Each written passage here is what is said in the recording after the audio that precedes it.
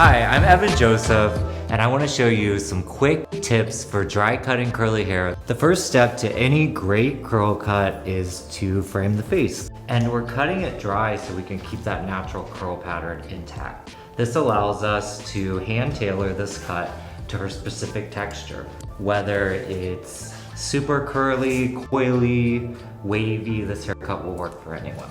So you're just going to keep bringing these sections forward, being respectful of her natural curl pattern. Start at the top and work your way down to the bottom. By starting on the top and working your way down to the bottom, that's a really good way to ensure that you don't cut too much length off of the bottom of her hair, because you can determine that length at the top, then work your way down rather than starting at the bottom and working your way up.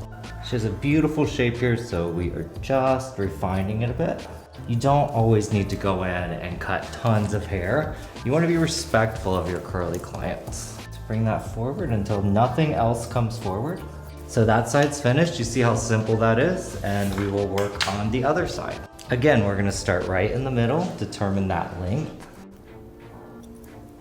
and then just stair step our way down each side. And for Eris today, we're just doing a little trim, but you know, a little trim can make a big difference. So a lot of people will say, why do we cut curly hair dry?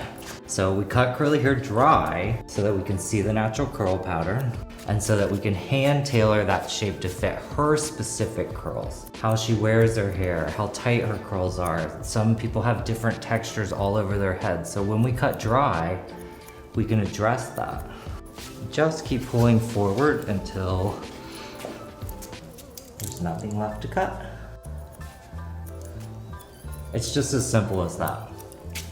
The best way to be successful with curly hair is to keep it simple and be respectful of the texture you're working with. All right, here are the final looks. Beautiful, soft, touchable curls. I hope you love it as much as I do. I'm Evan Joseph, and thanks for watching.